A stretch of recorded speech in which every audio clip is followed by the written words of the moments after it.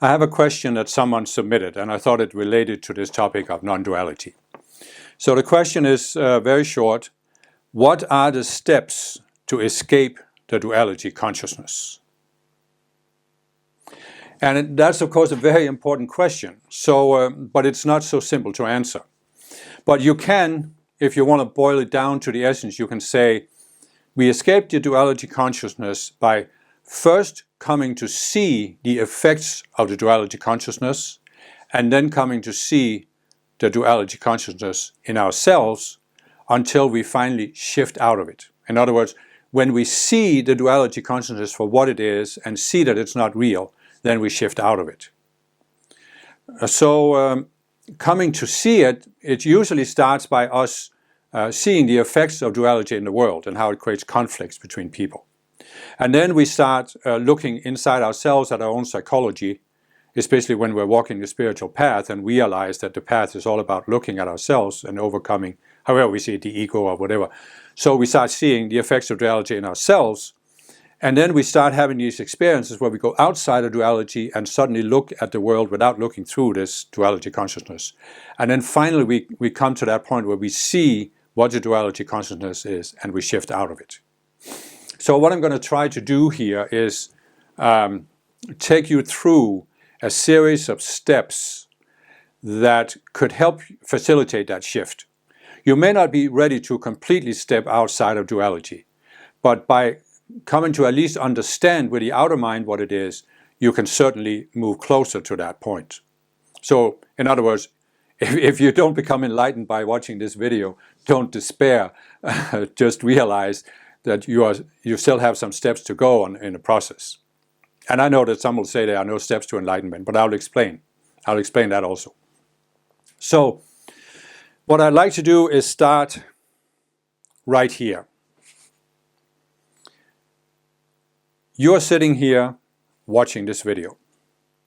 And as you are watching it, something is happening inside your mind. What's happening inside your mind?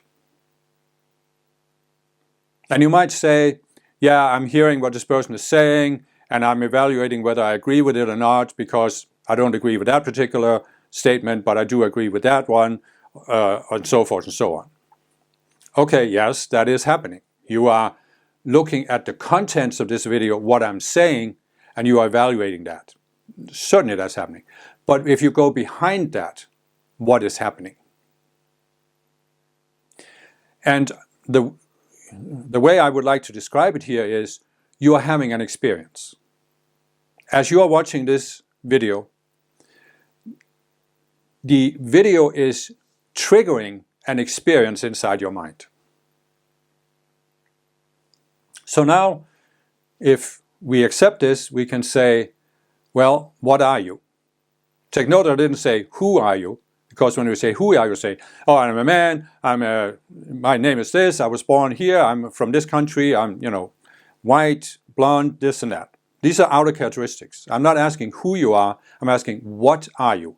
So if we really boil this down to its essence, what are you? Well, you are having an experience. This means you are an experiencer.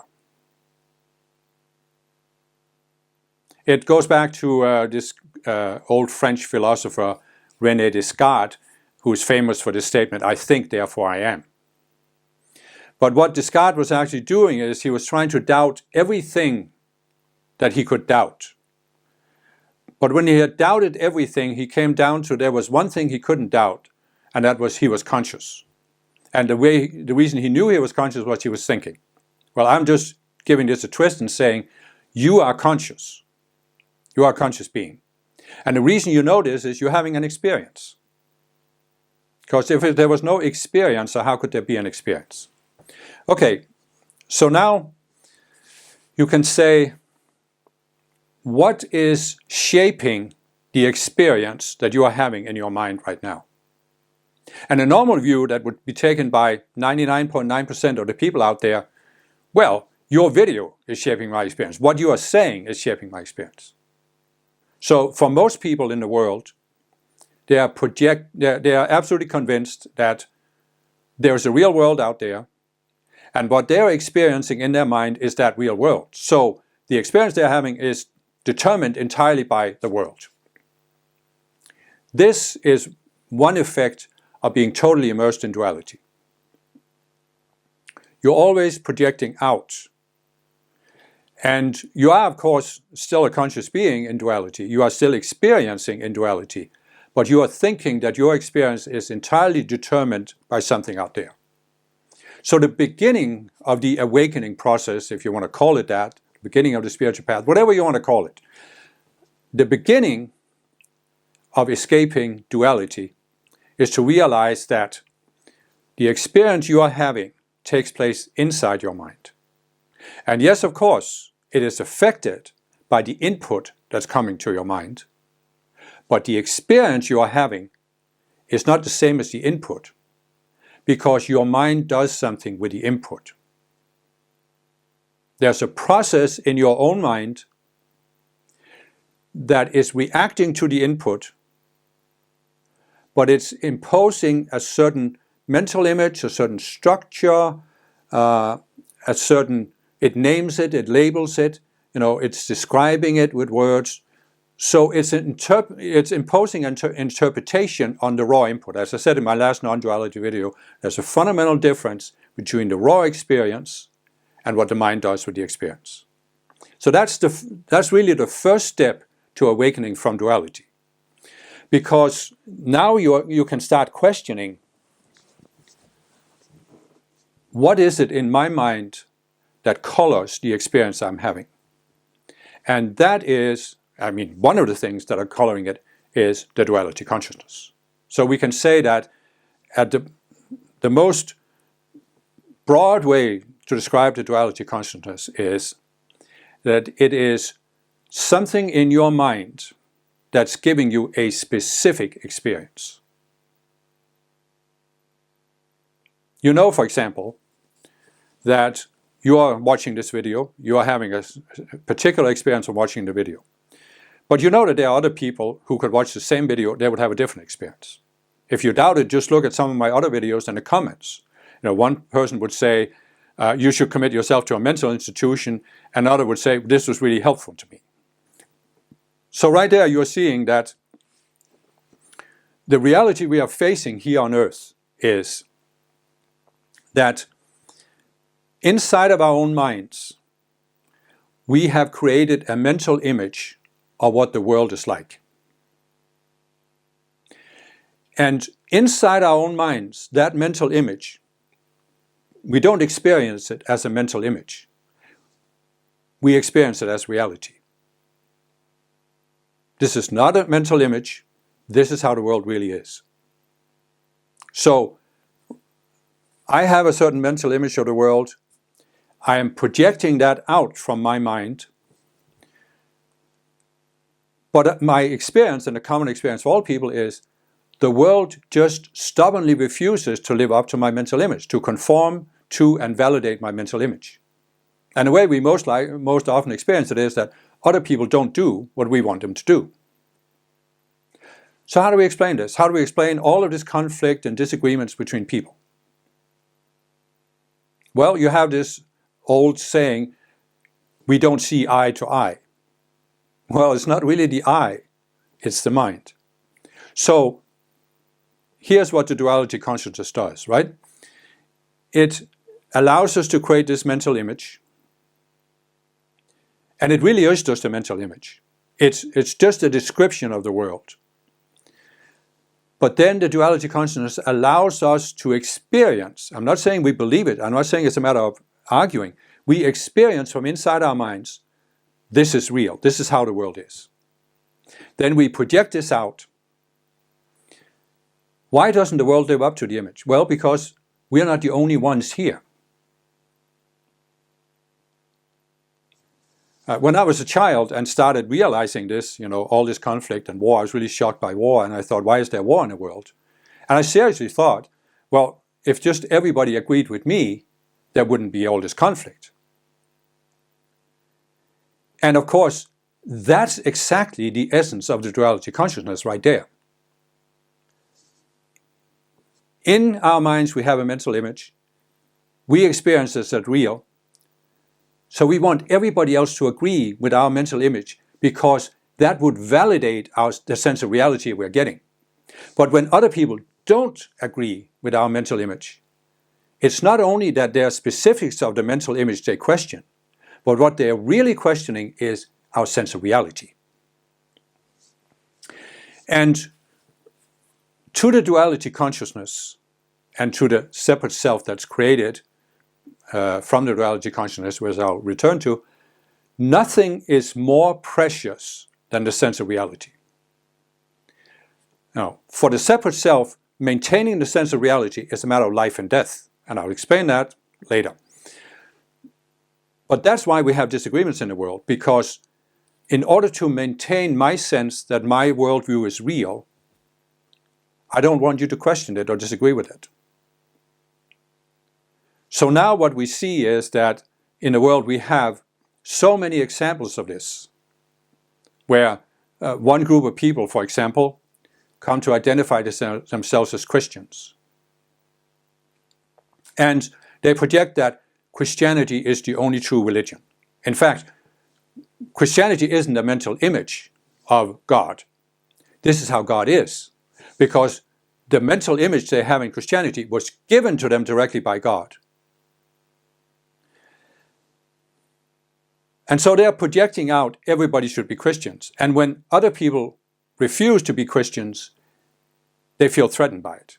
And it may be, and you can see this old debate out there, for example, between Christians and atheists. So you have a particular Christian doctrine, and there's an atheist who questions the doctrine.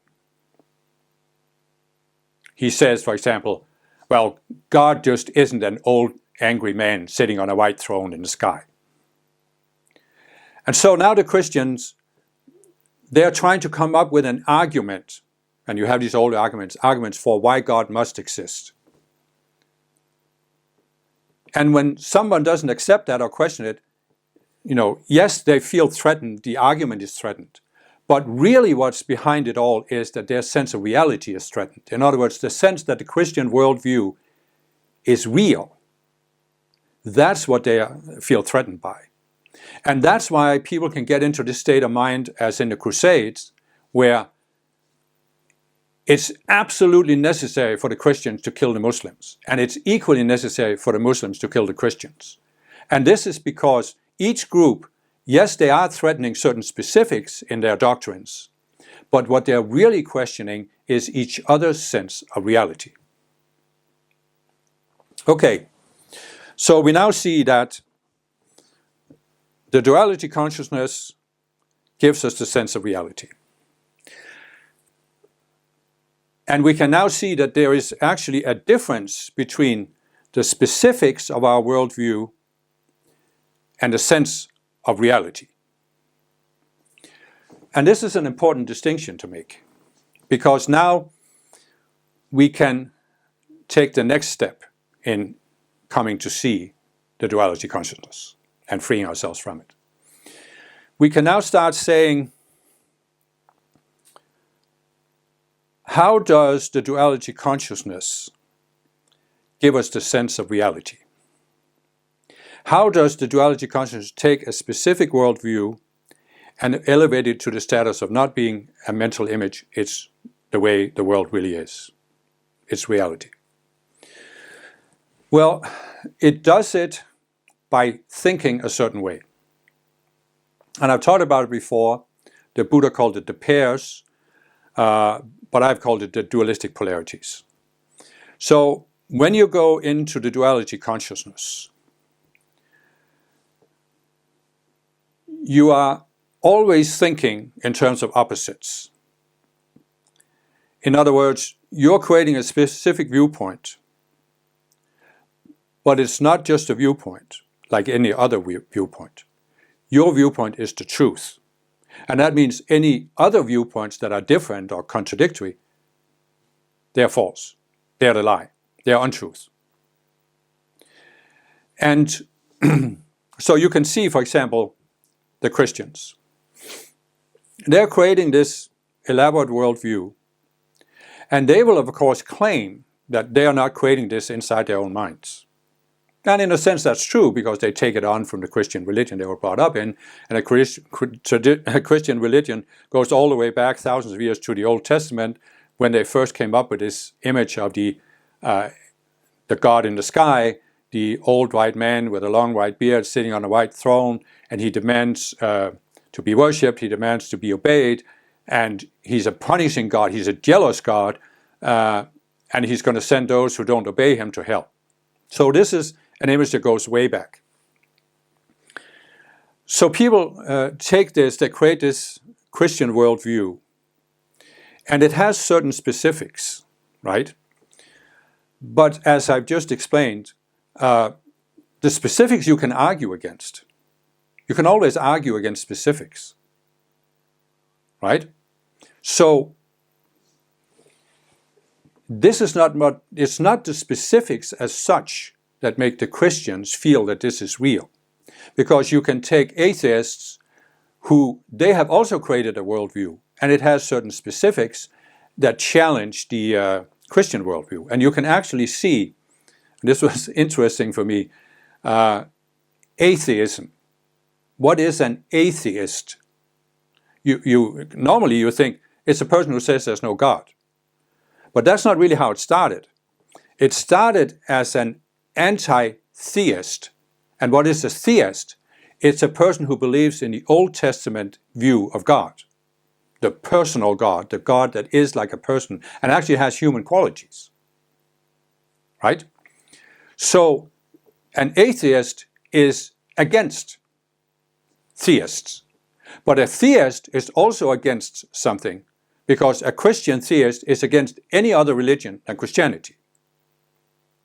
So you can see that in the duality consciousness, you are taking what we could see it as just one way to describe the world, right? We could say Christians, their mental image of the world is just one way to describe the world, one possible way, and the atheists, they just have a different way, and the Muslims have a third way, and they are all just ways to describe the world.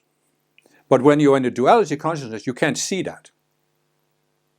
And you especially can't see that perhaps there could be more than one valid way to describe the world. No, in the duality consciousness, there can only be one valid way. And why is that? Because only if you have the highest truth, the absolute truth, the ultimate truth, can you have that full sense of reality. That this isn't just a description, this is reality. And so this leads to another aspect of the duality consciousness. And I've described this in some of the other videos, okay? And it's where some of these modern non-dual teachers, they haven't actually grasped what the duality consciousness is. Because they are basing their view of non-duality going all the way back to the Indian teachings, the Vedantic teachings. And they are based on this statement, only Brahman is real, the world is an illusion. And many of these non-dual teachers, they'll quote this from Shankara, some Indian spiritual leader in the 700s. And they will only quote this, they'll only quote these two lines. And therefore they are reasoning that only the undifferentiated God, and in their view, Brahman is the ultimate reality, it has no form. It's not like the old white man on the throne, or the old man with a white beard on the throne, the Old Testament's God. Brahman is different from that. Brahman is undifferentiated, they say. And only undifferentiation is real. Advaita means not two. So Brahman is not two because there's no differentiation. And then they're saying because the world is differentiated, it's not real. It's the opposite of Brahman. Brahman is real, the world is differentiated, so it's not real. So in other words, in their view, they're not talking about the duality consciousness, they're talking about duality. Because in their view, any differentiation is a duality. And if you take that statement to its logical extreme, it means that we are created as dualistic beings. We are inherently dualistic beings because we are differentiated beings. And that's why they are talking about we are a separate self. And we have to awaken from the illusion that we are a separate self. And then we, become enlightened, we reunite with Brahman, we go back into infinite awareness. I'm not sure, they describe it in different ways. I'm not even sure how they actually describe it. But basically, as I've said in some of my other videos, they are saying that the ultimate goal of existence is to attain a state of non-existence, or to go back into non-existence. And what I'm saying is that this view is actually dualistic. It's actually an effect of the duality consciousness. Because what I'm saying is that we were not created as dualistic beings, because differentiation isn't the same as duality. And the reason why I say this, I explained this before, I know, but I just want to mention it here for the sake of completeness, is that if only Brahman is real, that means that nothing really exists except Brahman. So there was a time where Brahman existed, there was no world. But then how did the world come into being? Because Brahman must have created it, otherwise how could a world appear when there's nothing but Brahman? So Brahman created the world, and Brahman created the world out of its own being, out of its own essence, and it knew what it had created. So in Brahman's mind, there's no illusion, there's no duality. Brahman doesn't see any opposition between itself and the world. So how can we human beings, how can we come to see a opposition between the world and Brahman? And how can we come to think that the world is an enemy of our growth? We need to forsake the world, get away from the world, and get back into undifferentiated consciousness. That never computed with me. And the reason it doesn't compute is this is what the duality consciousness does. It always operates with these opposites. So the duality consciousness looks at the world. It says, there's all this suffering. What's the cause of suffering? We see ourselves as separate beings. That's because we have a sense of self that can only be a separate self. And so we need to we need to awaken from the dream that we are a separate being. And then, we disappear back into no differentiation. Right? To me, that's exactly how the duality consciousness does. The world forms one polarity, it must have an opposite, and that's undifferentiation. Something that's undifferentiated, not two. Right? But the reality is that this doesn't exist in the mind of Brahman. It only exists in our minds because it's a specific state of mind. So what I'm saying is, we weren't created as dualistic beings, but we were created with the ability to create any kind of self we can imagine. So here we are, here on earth. You can see many people have many different experiences on earth. That's because they are having an experience because they have created a sense of self, and they have then gone inside of that sense of self. And now they are experiencing the world through the perception filter of that self. But as I've explained in several of my other videos, the core of our being here on earth is the conscious you, which doesn't have a specific sense of self. It has a sense that it exists, but it doesn't have a specific sense of self. This means that the conscious you can go into any kind of self you can create. And when it's inside, it experiences the self and its specifics of the worldview of the self as completely real. But the conscious you can also step outside of that sense of self. And that's an important step to escaping the duality consciousness, is that the conscious you starts having these mystical experiences that suddenly you are outside, maybe just for a split second, but you're outside your normal sense of self. And you experience that there's a reality outside the self, and it's actually more real than what you experience from inside. So then when you go back inside your normal sense of self, you still have that experience as a frame of reference. You can start questioning not only the specifics of your experience, but even the sense of reality. And that's part of that process of getting out of duality. But see, the only way you can get out of duality is if by realizing that you are not an inherently dualistic being. And that's why I have said in some of my videos that it's also dualistic to say, you identify, as I said, you identify some of the consequences of the duality consciousness, which is conflict between people, right? And then you say, this is because we have a separate sense of self. And the opposite to that, the way to get free of that, is to have no self. But again, that's the duality consciousness flips from one extreme to the other, because it always has these dualistic polarities.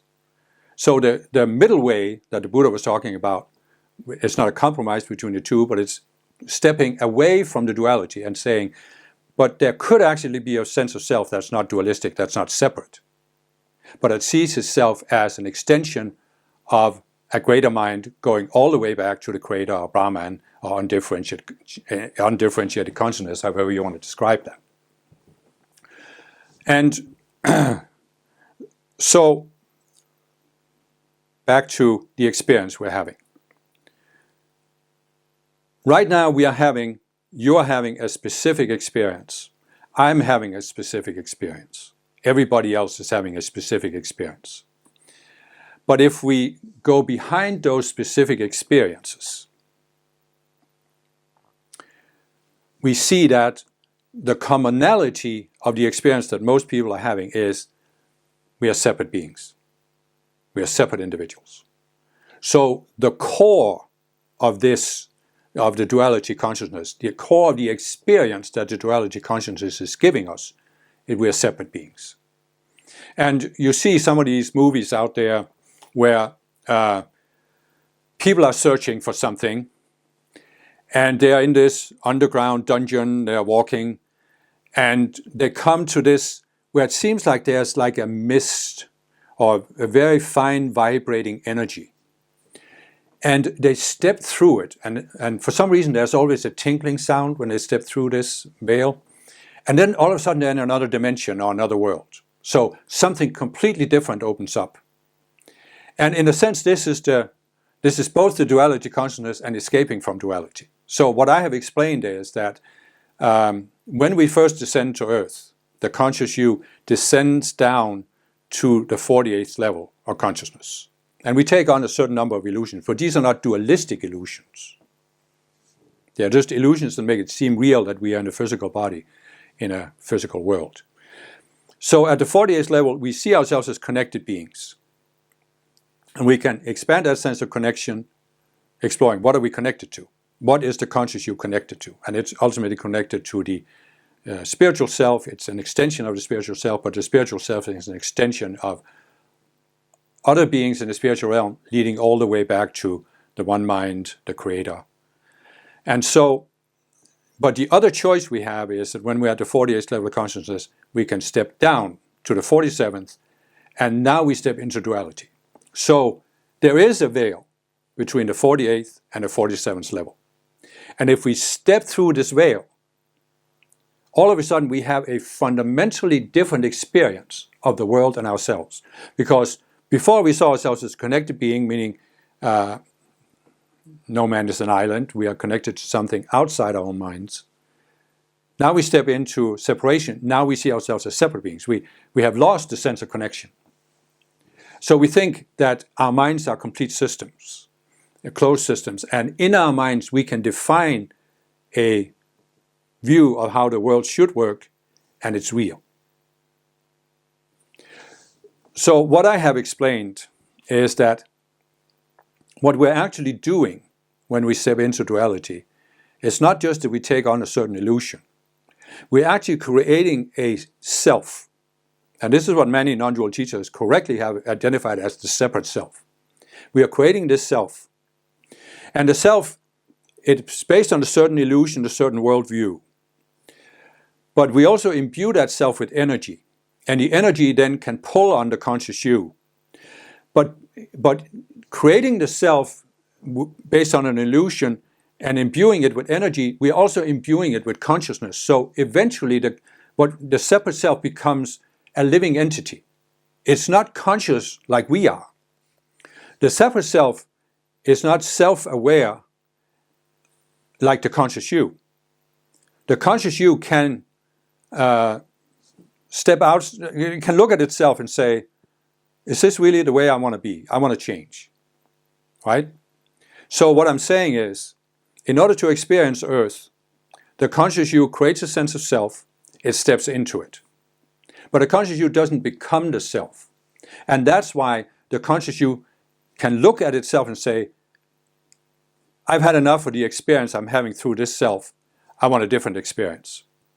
So then it steps outside of that self, creates another self, and it can continue this process until it lets go of all sense of self related to Earth and returns to the spiritual self.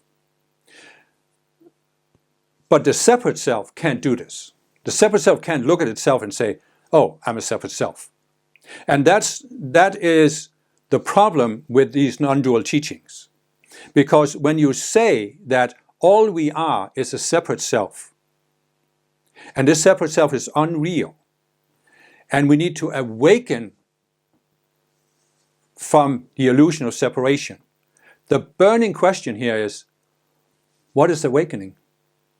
What can awaken? Can the separate self awaken? Can a separate self that's completely unreal, can it step outside of itself and say, oh, I see I'm unreal? How could a separate self do this? It just can't be done. And therefore, the only realistic model here is to say, we are not just a separate self. There must be some aspect of our being that is real, that is not separate. So, the separate self is just a perception filter, a sense of self. It's just something we have taken on. And we can realize we are more than that. What we really are, the conscious you, can come to see, oh, I am not that separate self. I'm not a separate being. I'm out of the I am presence. The Buddha said, everything is the Buddha nature. The separate self is trapped in Maya, which essentially means it can't see that everything is the Buddha nature because it can't see that the Buddha nature is inside itself. The separate self can never come to see this. But what I call the conscious you can come to see this. The conscious you can come to see, oh, I am not that separate self, this is Maya. But I am actually real because I am an expression of the Buddha nature. Jesus said, I can of my own self do nothing. The Father within me is doing the work. The Father within me, the higher self, and ultimately the one mind. So the essence of this separate self is that sense that it's separate. And that this sense of separation seems completely real. It's not a sense of separation to the separate self. It's reality. I exist as a separate self and I'm real. However, there's always this, well, I'm not saying the separate self can see that it's not real, but the conscious you, it steps into the separate self, but it can never fully believe in the sense of reality projected by the separate self. So there's always sort of an inner tension. When you step into reality, you're always experiencing a tension. But of course, the separate self doesn't like this, because if you have a certain tension, you have a certain doubt, which means what? It means you, as the conscious you haven't fully bought into the illusion created by the separate self that is real. So the separate self always feels threatened by the fact that you aren't fully believing it. So the separate self is on this quest to prove that it's real. And in a sense, the separate self is unreal, so it can only be temporary, meaning it's mortal. But the separate self is trying to make itself immortal by becoming so sophisticated that God simply has to allow it into heaven so it becomes immortalized.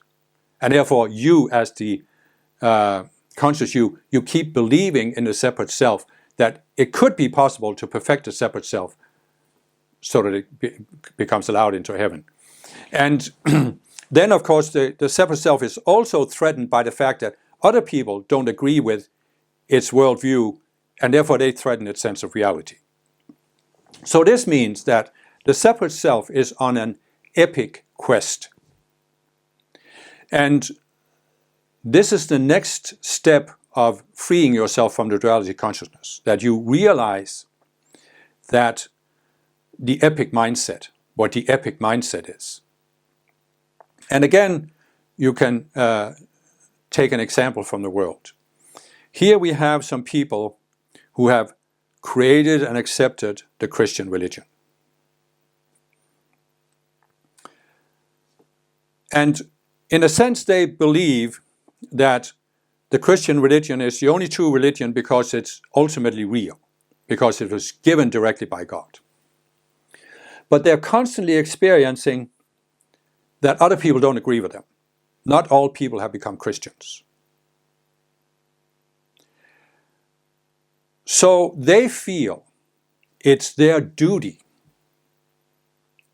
to convert all other people to Christianity, so that we come to a point on earth where there's only one religion left. All the others have just disappeared. And if you look at what I've just said, you can see that this is because these people, their separate selves, have created this view that we are Christians. You are a Christian. And this is absolutely real. And so the separate self in each Christian is desperate to maintain that sense of reality. And it won't let go of that sense of reality. But it still has to explain why other people don't agree with, why other people haven't become Christians. And how can it explain this? And the ultimate way to explain this, the ultimate outcome of the epic mindset is the Christian religion is given directly by God, the highest God. But this God has an opposite, the devil. And the devil is working, they don't explain where the devil came from, but the devil is working against God's purpose, because God's purpose is, of course, that everybody becomes Christians, because that's the only way they can be saved. But the devil is working against this, and many people out there have been deceived by the devil, and if they continue to be deceived by the devil, they will end up in hell, which is the opposite of heaven, and they will suffer for all eternity. This means that as a Christian, you're on an epic quest. An epic quest. And if you go back 500-700 years, you could see that the ultimate outcome of this epic quest was that the Christian crusaders believed it was justified by God that they killed the Muslims, because they were opposing God's purpose, they were of the devil. And Muslims, of course, believed the same thing about the Christians. So, but I want to stay with the Christians here. You know, the Christians, they had a religion that contained the 10 Commandments, thou shalt not kill. They had Jesus, who said, turn the other cheek, love your enemies, forgive 70 times 7. But despite having this, the epic mindset had made them believe that God wanted them to kill the Muslims. In other words, this was not just a mental image they had created in their minds in order to uphold their sense of reality, of their separate selves. No. This was the ultimate reality. And it's when you start seeing this in the world that you can really start seeing what the duality consciousness does. And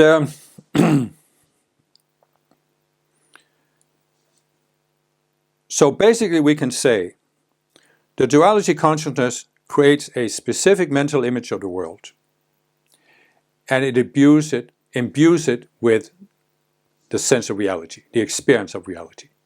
When the conscious you has stepped inside the self that's based on the duality consciousness, what it experiences seems real.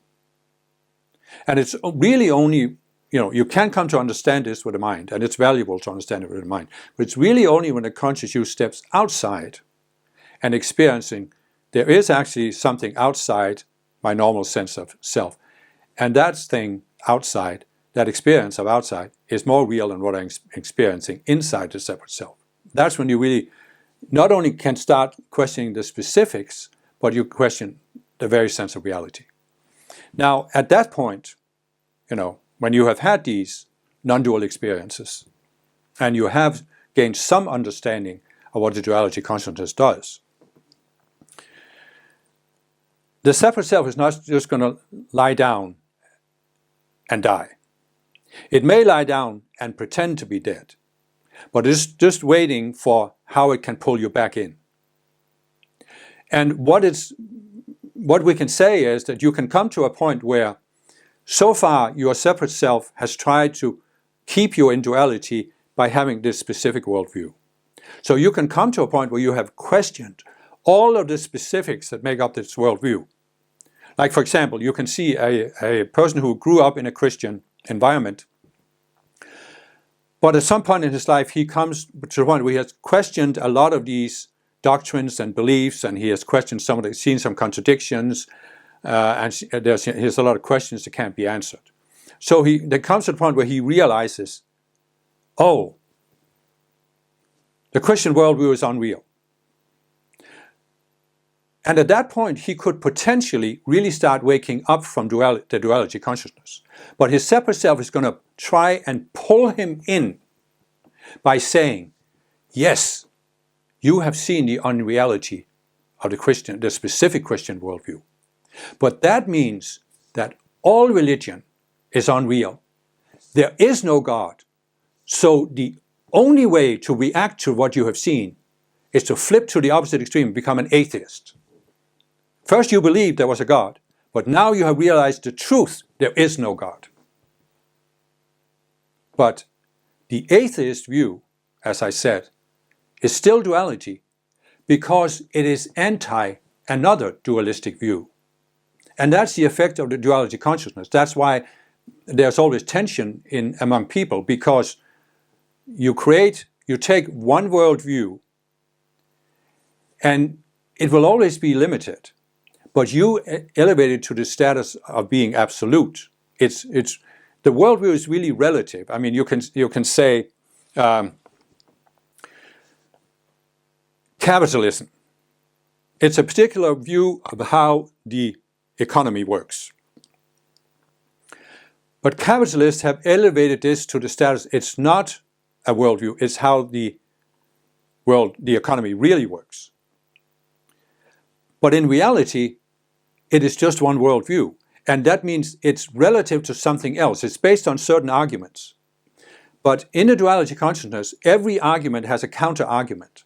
So it's inevitable, the moment you created this ism, capitalism, it's inevitable that somebody would take the opposite worldview and create another ism, communism. Because this is inevitable in duality. When you elevate something, when you say Christianity is the only true religion, there will inevitably be somebody else who has another religious worldview they've created, and they believe this is the ultimate. And of course, this is the ultimate threat to the sense of reality. So those who have an ultimate worldview, they're always in opposition to other people who have an ultimate worldview. What they're really each trying to do is to defend this sense of reality. Yeah, we are separate beings. So what I'm saying is this: the Christian, he sees himself as a separate being, and then he flips to become an atheist, but instead of escaping duality, he's still seeing himself as a separate being. As a Christian, he was opposed to any other religion, and he was opposed to atheism, and as an atheist, he's opposed to all religion. This is still duality. You're just flipping from one dualistic polarity to another. But you still think it's real. And you actually think this is now more real than the dualistic polarity I used to be in. But it's not. Everything in duality is unreal. The duality consciousness always says, here's something that's true and here's something that's false. And in our culture, going back to Aristotle, we have the reaction we have to this, and I can see this when I was young. I thought, well, if there are two opposing viewpoints, one of them must be true and the other one must be false. It was only much later when I started understanding duality that I suddenly realized, hey, wait a minute, there's another possibility here. It's not that one has to be true and the other has to be false. What if they're both false? What if they're all both out of touch with reality? What if they're both limited and there's a whole different way? Like capitalism, you could look at specifics in capitalism, and you can say there are certain of the specifics. They describe how the economy works. But capitalism says, well, it's a package deal. You either accept everything because this is the ultimate truth or nothing. And then in communism, you can say, well, there's some of the specifics of how the communism describes how the economy works. They're valid enough. But again, it's a package deal. So it's the black and white. Like Aristotle said, a statement is either true or false, because there's nothing in between. So this is the principle of the excluded middle. And so this is how the duality consciousness always tries to make everything seem like, and it's either this or it's that. So what I'm trying to say here is that in the duality consciousness, there are always two polarities. And they are always in opposition to each other. So only one of them can be ultimate. But the duality consciousness is more subtle than just what I have described here with the epic mindset, because the epic mindset is based on what I call black and white thinking, which says there's only one true statement, so the opposite statement is false. There's also something called gray thinking, which is where you now recognize, yes, there are the two polarities, capitalism and communism. But maybe the way to look at the economy is to combine them both and find some kind of compromise in between. I don't know if you ever did this as a child, but my father had, in his workshop, he had a lot of different paint cans. And I would sometimes take this paint and pour it on a piece of paper. So you can pour a glob of white paint and then you pour a glob of black paint into it. And at first, the black paint just sits there. So there's the white paint and there's this glob of black paint. But then I would take a stick and I would start stirring the paint. And first, you're dragging the black paint into the white. But it's still black and white. But if you keep stirring it, suddenly gray starts to emerge. And if you keep stirring it long enough, you have neither black nor white, you only have gray. And this is not escape from duality, this is just another form of duality. So you could now have, going back to the Christian who sees the fallacy of Christianity, yeah, one dualistic polarity flips into being an atheist. But another dualistic reaction could be he becomes an agnostic. He says, well, we can't really know if there is a God or not.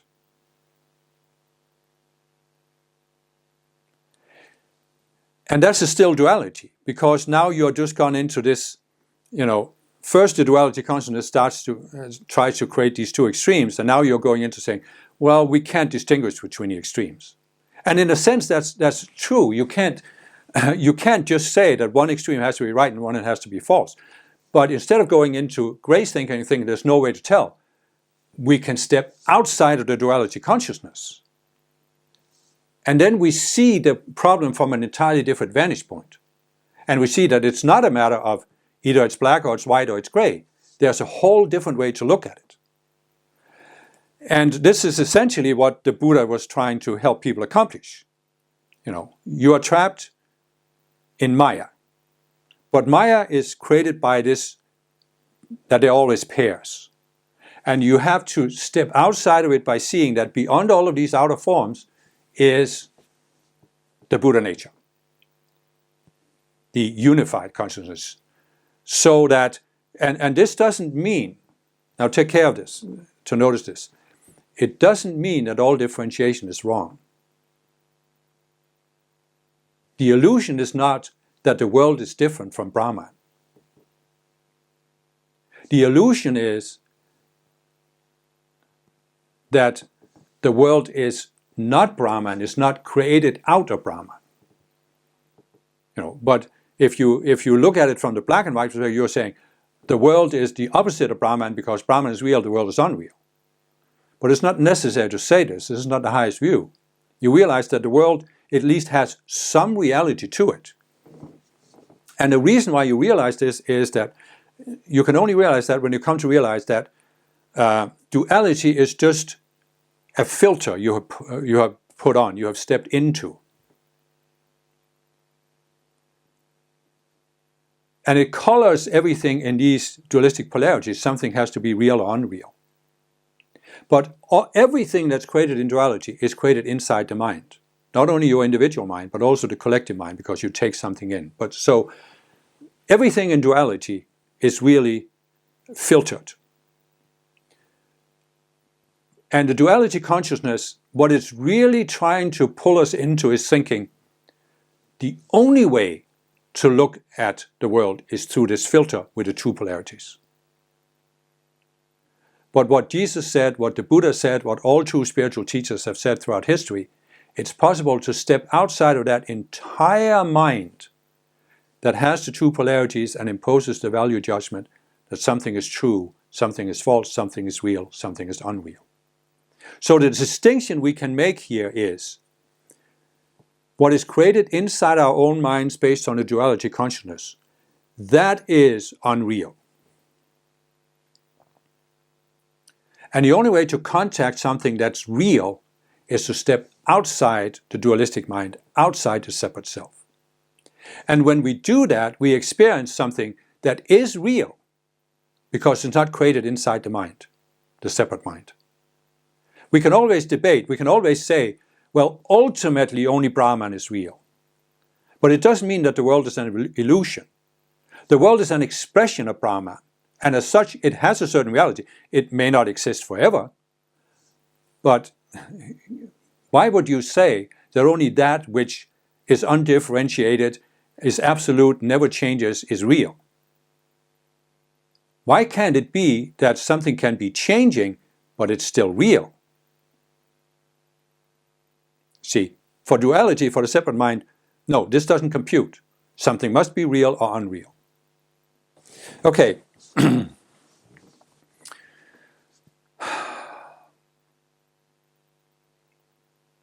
Well, let me try and explain one more thing here. And I think the best way to explain it is to give a concrete example. So, I have in my other non-duality videos, or in some answers to questions, I have talked about various of these viewpoints out there. There's no one, there's no self, and only the undifferentiated is real, and no self, no problem, and there's no one here, and this kind of thing. But there is a form of non-dualism that's called radical non-dualism. And one of the things that they say in radical non-dualism is nothing is happening. And to me, this is an example. Here are some people, they have started to see the effects of the duality consciousness. But they haven't stepped far back enough to see the duality consciousness itself.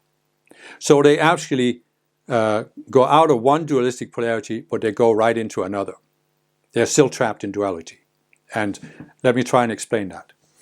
What have I explained here? The ultimate outcome of the duality consciousness is the epic mindset. What is the epic mindset saying? It's saying something is happening, and this is what's happening, and this is what it means. In other words, paradise has been lost on earth. The only way to restore paradise on earth is that all people become Christians. Therefore, as Christians, we have to go out and convert everybody else to Christianity. 500-700 years ago, people went to the ultimate extremists and they were willing to kill all non-Christians.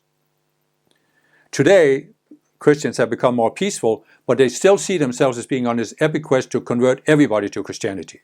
Because otherwise they'll suffer for all eternity in hell. So, in other words, the epic mindset defines something is happening on earth. The current state on earth is not right. It should be something else, and we need to work towards manifesting that paradise on earth. Essentially what you're creating this epic story, this epic quest and you are saying something is happening and something else should be happening. And these radical non-dualists, in my view, they have seen this. They have seen that this is an effect of the separate self. But now again they go into saying the only way to overcome all of this conflict and all of this suffering is to flip to the opposite extreme of the idea that something is happening and say nothing is happening. Why is nothing happening? Because there's no one here. Some of these, they'll say, they're talking about this, that nothing is happening. And then they'll say, but there's no one here talking. Talking just happens. And others will say, well, everything is just energy. Undifferentiated energy.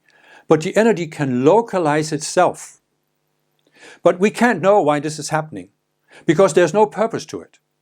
It's just all unconscious, undifferentiated energy. There's no purpose to life. And what I'm saying is, when I look at this, I'm saying, but you have seen the effects of the duality consciousness, the epic mindset, where we believe that something is happening. But why do you have to flip to the opposite extreme and say, this means nothing is happening because there's no one here, nothing is real, there is no purpose? Couldn't you step away from the whole dualistic mindset and say, oh, I see now. I see what the duality consciousness does. I see how the ultimate outcome of the duality consciousness is this epic mindset. That there is this epic quest. And this is what causes people to kill each other.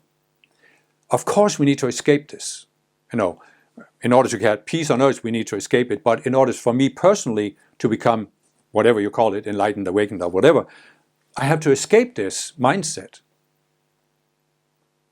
But why do you have to go to the extreme of saying, this mindset is created by a separate self, and the separate self is unreal. I see now that the separate self and the whole epic quest, that's unreal. Why do you have to flip and say that means there's no self? Because again, as I've said, you come to see that the separate self is unreal. Who is seeing that the separate self is unreal? Can the separate self see? Can the separate self come to see itself and say, oh, I'm unreal? There's this English sitcom called Fawlty Towers, where John Cleese is playing this hotel host. And there's this situation where something has happened, and he had left and somebody else was in charge. And now something bad has happened, and he's blaming the other person for why this happened. And she comes back and it says, no, you are the one who's at fault. And then he says, oh, I see it now. Here I was thinking it was your fault because you were in charge, but it was really my fault. I see the light now. The separate self can't do this. I mean, the separate self cannot come to see that it's unreal, because the separate self can never escape the sense of reality. It might question all of the specifics that have so far given it a sense of reality. But it cannot let go of the sense of reality, because then it will die. So it just creates another set of specifics and says, this is reality. So this is what the non-dualists are doing. They are seeing the unreality of the epic mindset that defines what is happening on earth. But they flip into creating another dualistic reality. There is no self, there's no one here, there's no purpose for life. And now they believe this is reality. I literally watched the video of one of these non-dual teachers, and I'm not naming names because I'm not against anybody. I'm not trying to prove anybody wrong. I'm trying to deal with ideas. So I'm trying to illustrate the duality consciousness by this. And here's this teacher. So he says, there is nothing happening. And the idea that there's a spiritual path that leads to enlightenment, that's just a teaching of ignorance. No person has ever become enlightened, and no person ever will become enlightened, because the whole idea that there's a person who can move towards enlightenment is the teaching of ignorance. And then, almost without taking a breath, he goes right on to say, the only way to awaken is to realize that there's no one here and nothing is happening. I mean, you are saying there is no process that leads to enlightenment, but apparently there's a process that leads to awakening.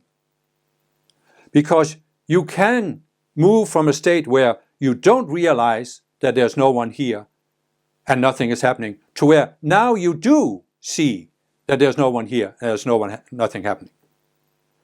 Who exactly is it that could come to see that there's no one here and nothing is happening? He is describing it as there is no one that comes to see this. And I'm saying,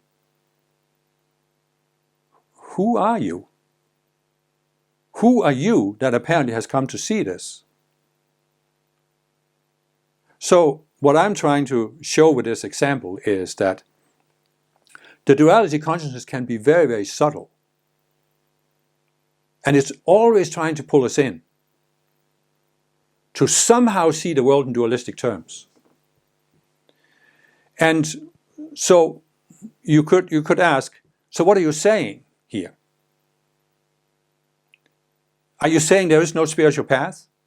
No, that's not what I'm saying. I've explained that in several other videos. It's perfectly true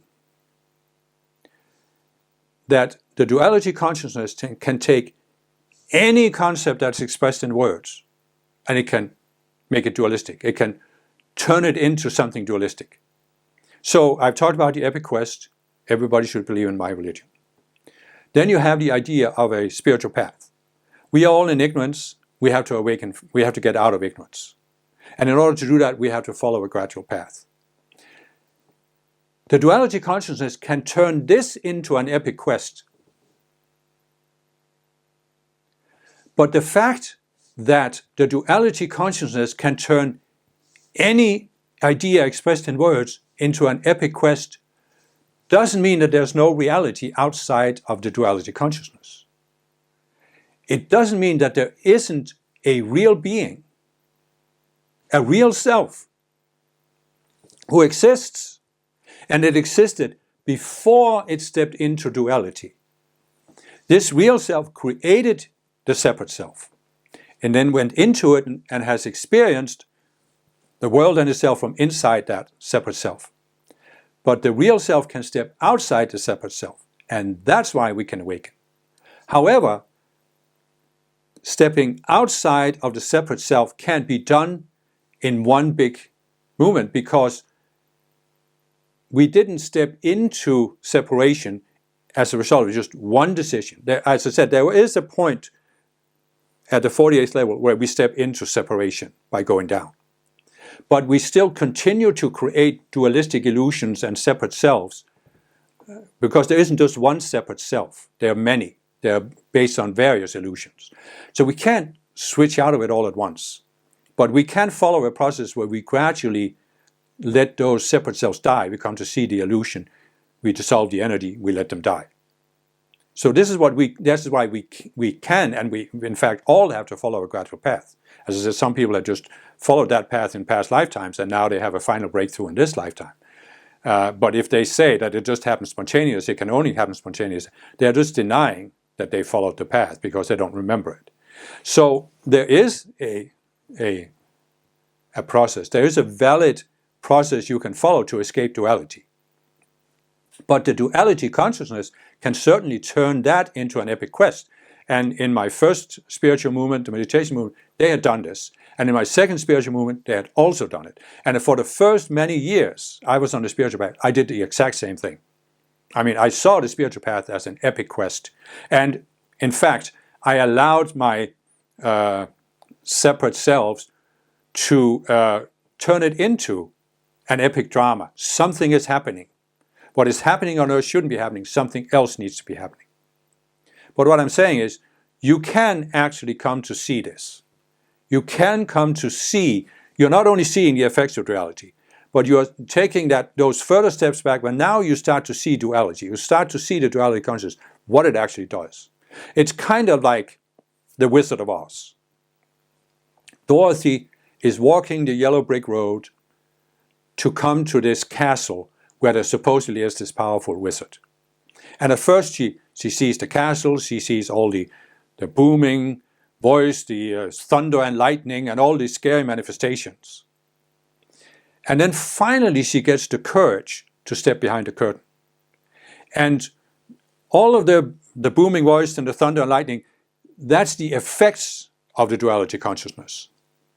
But when you step behind the curtain, she sees that there's no wizard there, there's just this little old man who's operating a machine. That's the duality consciousness itself. And when you come to see it naked, you don't see the effects only, you see the naked duality consciousness, and you see that it's unreal. Then you can step outside of duality. You don't have to create another dualistic polarity. You don't have to say that the problem is the separate self and the only way to get out of duality is to have no self. You don't have to say that the problem is that the separate self projects that something is happening and the only way to get out of that is to say nothing is happening because there's no one here, there's no purpose to life, there's just this undifferentiated energy that manifests itself in certain ways, and we can never know why. I mean, I've heard one of these non-dual teachers who said, we cannot answer the why question. There is no answer to the why question. Well, of course there is. There isn't an answer from inside duality. But when you step outside of reality, there is an answer to the why question, because we see why the Creator created the world of form and sent us into it. So we could transcend our state of consciousness, co-create the world, come to appreciate what the Creator has created and learn from it, so we can expand our sense of self till we reach the Creator consciousness. Then we can decide, do we want to create our own world of form, or perhaps we don't, and then we go somewhere else. But we have that option. And so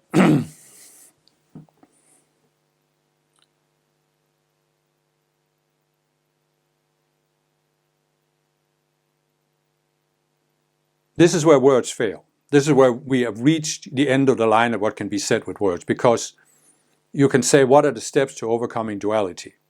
Well, first you use words to understand. First the effects of duality, then the duality consciousness itself. First you use words to see it outside in the world, then you see it inside yourself. And you gradually come to see, there comes a point where you just come to see that the essence of your separate self is that it can only see itself as separate. And you can actually come to see that, for the first many years I was on the spiritual path, I had this concept of the ego. And the ego is an enemy of our spiritual growth. So we need to overcome the ego. We are in this battle against the ego. And that's another epic quest. Because whenever you're battling something, it's an epic quest. So for the first many years, I looked at it that way. But I came to a point where I realized that the separate self, the ego, it's not really an enemy of my spiritual growth, because it has a function. And the function is to give me a certain experience. And this was really something that only came to me when I realized that planet Earth is not the only planet, and it's not the only kind of planet. There's another kind of planet, it's called natural planets, where all of these conflicts that happen here on Earth, they're not happening there, because the inhabitants of those planets are not in duality. And so that's when I could kind of say, okay, so what is the Earth? Why has God or the Ascended Master allowed all of this evil on Earth? And that's when I had the concept that the Earth is really a reality simulator. And it's just like one of these virtual reality goggles or flight simulator. There is a device, you go into it or you take it on, and now you have an experience inside that device that seems very real. It seems like you're inside a real environment. And that's what the Earth is. And part of the experience, we can have two experiences in the reality simulator. I know I talked about this before, but I just want to end with this. First is the immersion experience. And how do we have an immersion experience? By using the duality consciousness to define ourselves as a separate being who is living inside a real world. This is what the ego and the duality consciousness does for us. It gives us that experience and makes it seem real.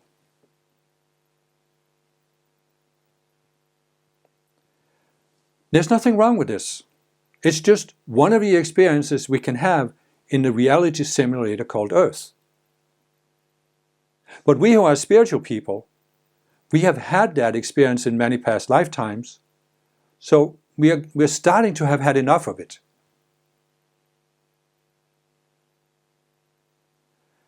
And this means that there comes a point where we no longer see the separate self or the ego as an enemy.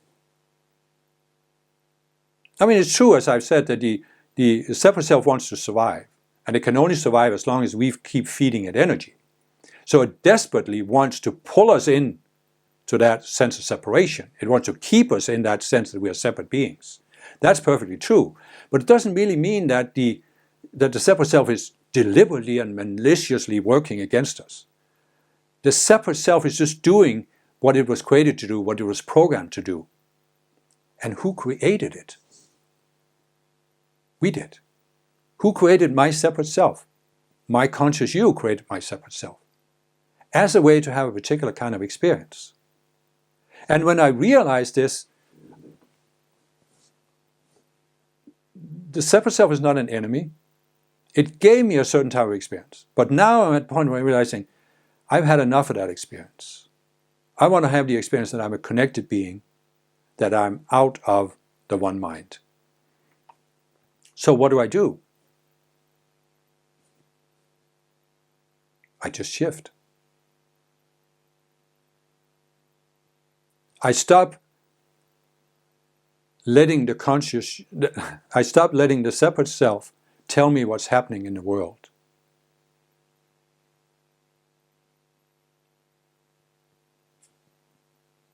But I also stop letting the separate self turn my spiritual path into this epic quest. So in a sense you could say, yes, for me there came a point where I realized I have been on the spiritual path for over 40 years. And I have, for most of that time, seen it as an epic quest. And I am completely letting go of that image. I'm just letting go of the entire idea that I am here, but I should be there. I'm letting go of the entire idea that I haven't arrived. I'm even letting go of the entire idea to label myself, to say, have I reached a certain level of consciousness? Am I enlightened? Am I awakened? Am I this? I'm that? The whole thing just started falling away from me. All of the labels, even the label, there's a self, there's no self. All of this, it lost its meaning. And actually, I was really confused for a time. This was something that happened in the last few years.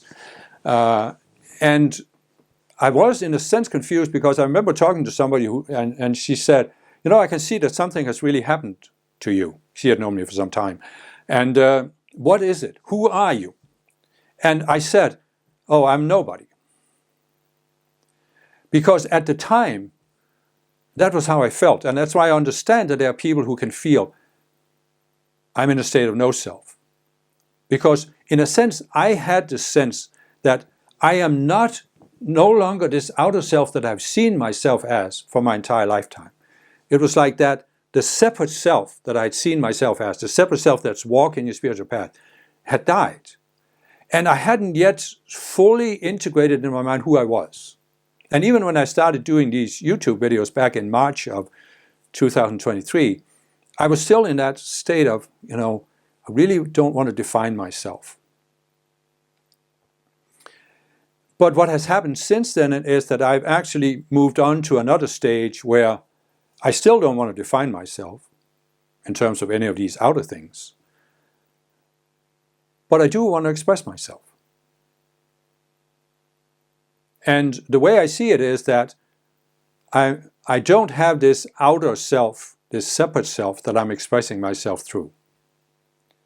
So in a sense, as the conscious you, I'm being pure awareness. I'm being neutral. I'm being the open door so that my I am presence can express itself through me. But I still have an outer personality. And that's why I don't see myself as being in an ultimate state of consciousness, because I realize I am still growing. I'm still growing. I'm still in the process of transcending my current sense of self to a higher sense of self, and I'll keep doing this until I ascend. And then after I ascend, I'll keep transcending. To ascend is to transcend. So it's this strange mixture of, I've given up the concept that I'm a separate self walking the path. But I don't think I'm a no self, and I don't think there's no process, because I still very much experience there is a process, and I, as a connected self, am following that process. And it leads towards what? Union. Union first with my higher self, then I can ascend. Then union with other ascended beings, and ultimately union with the Creator. So there's still a process, and there will be a process until you reach the Creator consciousness. It's just not a separate self that's walking the process. It's a connected self. And it's not a separate self. It is also a septic self, but it's not a separate self that's turning the process into an epic quest. But it is still a process of self-transcendence. So I hope this has given you some kind of aha experience or increased your understanding. And as I said, if you haven't become enlightened from watching this video, just realize you're still in the process. And you just continue the process. And for me, the process, again, what was the original question? What are the steps to escaping the duality consciousness? And for me, it was observe the world, study spiritual teachings, practice spiritual techniques. For me, the most efficient was to use these decrees and invocations to invoke light from the Ascended Masters. Because as I explained, we create a separate self. It is based on illusion, yes, but it also has energy, fear-based energy that's stored in the separate self. And that energy pulls on the conscious you. And you have to find a way to dissolve it. I'm not saying there's only one spiritual practice that will do this. Many practices can do it. But for me, the most efficient was this, invoking light directly from the Ascended Masters to transform that energy and also to protect my energy field from the collective. And so, study spiritual teachings, invoke the transformation of energy, study psychology, and again, spiritual teachings can help you, but also ordinary psychology. I was in therapy for a while, and I studied many forms of self-help and psychology books. So you come to see first the effects of the duality consciousness in the world, then the effects of the duality consciousness in yourself, and then you start studying the duality consciousness itself.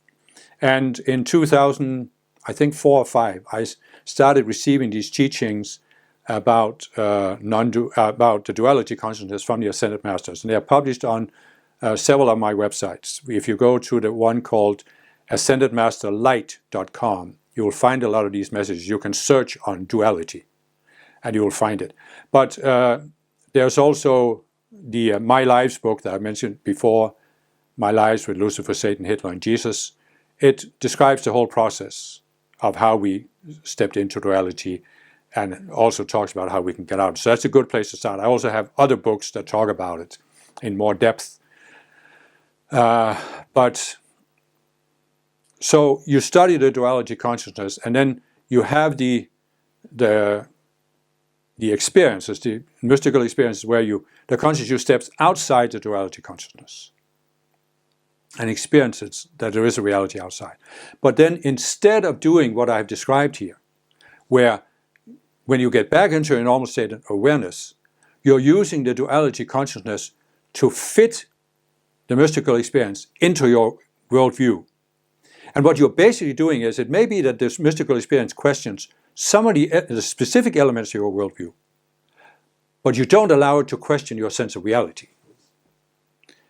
So what you need to do on the path is you need to use the mystical experience to question that sense of reality. The separate self will resist this, yes. It will scream bloody murder. All kinds of calamities are going to happen. But you can gradually start to question the sense of reality. And then gradually it becomes easier and easier for the conscious you to switch out. And you switch out for a longer period of time. But then finally you come to that point where it's not that there's anything outer that triggers it. It's just that, wow, now I see what I couldn't see. In other words, you start seeing a lot of the duality consciousness, but you have this sense all the time, something is hiding. I see the unreality of the thunder and the lightning and the booming voice, but there's still a curtain and I don't see what's behind it. But at some point, the curtain is rent, as they say happened in the temple when Jesus died. The curtain is rent apart, and now you see what's behind it, and you see there is nothing behind it. It's not even that there's a little old man who's pretending to be a wizard. No, there was nothing. There's no thing, nothing, no reality whatsoever. And when you experience that, that's when you're free of duality. But as I said, you're still a being in the process of transcending yourself. Because you have gone outside the dualistic self, but you still have a sense of self, and you will continue to have that, because contrary to what the Neo-Advaita and the modern non-dual teachers are saying, the creator of the world is not an undifferentiated being. I'm not saying there isn't an undifferentiated reality beyond it, but it was not the undifferentiated reality that created our world of form. It was a specific being, a sense of self. So there's always a sense of self. It's just a question of, what is your sense of self? And have you had enough of the experience you are gaining through your current sense of self? And are you therefore willing to let that sense of self die, to let that self die, and rise to a higher sense of self?